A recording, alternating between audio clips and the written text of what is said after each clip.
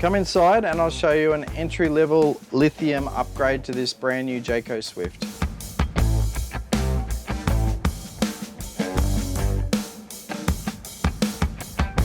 All right guys, here we are inside a 2021 Swift. I think the customer's had it for a couple of days, pretty much towed straight from the yard to us, brand spanker, still plastic on the mattresses and all the rest of it. This one's gonna be, I guess we'll call it budget lithium conversion. So we're gonna start at the very entry level with this one, and if they have the requirements, they're gonna build on it. So we're going to, the main thing that we're gonna get this is full off-grid 240 volt is probably the first thing. And a lot better charging through a couple of different ways. So it's already got the J35, this has got the B but L, so the lithium version of the J35, and it's got the control node 103. So that means this, what we've got is already lithium. It did come with just one basic, super cheap AGM battery.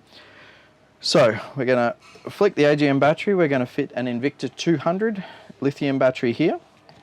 We're gonna fit an Enerdrive, I'm actually not sure, 2000, 2600, one of them, it's on the job.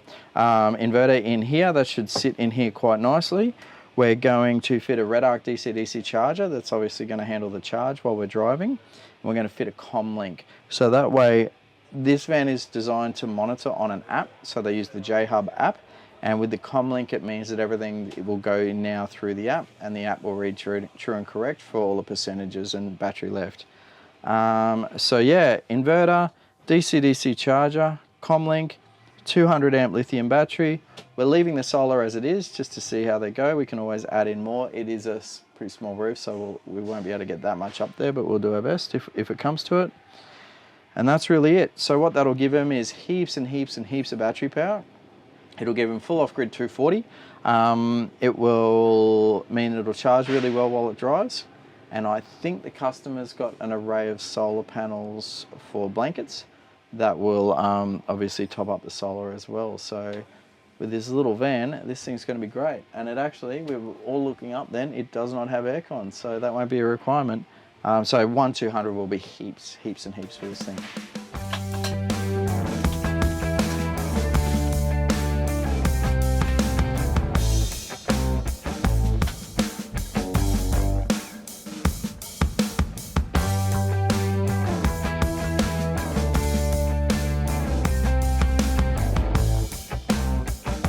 So nice simple one, this one. It will be great for this van. As you can see, we've fitted it all in this one little spot here. So what we've done is probably the main, we'll start off with the Jayco upgrades as such. So we already had the control node so that the app worked, and I'll show you that in a minute. But because we've installed the inverter and the DcDc now, the J35 wouldn't have registered the current flow. So what we've done, we've installed this CommLink, and it's now, this shunt is Bluetoothing to that module, which in turn is cabled to the control node, which is now talking to my phone, and everything that runs through the J35 is also getting captured by the control node and the CommLink. So that's our monitoring side now to incorporate it with the factory Jayco J-Hub app. So I'll show you that in a minute. To improve the charging from the car while you're driving, we have fitted this Redarc 1250D. So that's 50 amps of charging while we're driving, coming from the car into what now, probably the elephant in the room, the big Invicta 200 amp Bluetooth battery. So that's fit in there quite nicely.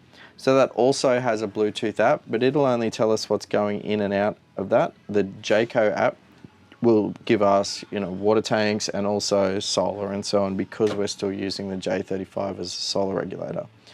And the other thing we've fitted is 2000 watt auto transfer Enerdrive inverter. So what that does now is we turn the inverter on and all the GPOs in the van work. It will bypass directly if we plug into 240 volt. From a caravan park, for example, and obviously we're still using the J35 to charge from the caravan park. So here's the Jayco J-Hub app. The van already had that coming from that control node, but we've integrated the inverter and everything into it, and I'll show you how. This is all factory Jayco here. Sorry, my phone keeps timing out, but as you can see, we can turn lights on and off. Gives us a nice percentage bar graph. This van's tiny, it's only got one water tank. If it had more, and then down here is our consumption. We're in the shed at the moment, so there's no solar, but as soon as we pull it outside, we'll show a solar there. And probably the main one for effect is I'm just going to turn on the inverter down here. And now you'll see there's an output of 7.3 amps. So that's showing now that the inverter is registering on the app. And up here it's discharging, and at this current discharge rate, if nothing changed, the battery will be flat in 2 hours. Sorry about that, ignore that. The reason why the battery will be flat so quick is we're actually drawing 17 amps. I've done a bit of a sneaky so I could get the fridge to work on AC just for this display. Obviously, normally we would be running the fridge on gas. So yeah, and the final bit is we've just mounted the inverter switch down here. So nice and easy to get to, just on and off, obviously off, on. Doesn't have a microwave, so nothing to go beep in this van, but now that that's on, 240 volts alive, and everything's working. So thanks for watching our little Jayco upgrade here. If you have any more questions or want to see any of our other upgrades, watch this video here, and YouTube thinks you should watch this video here.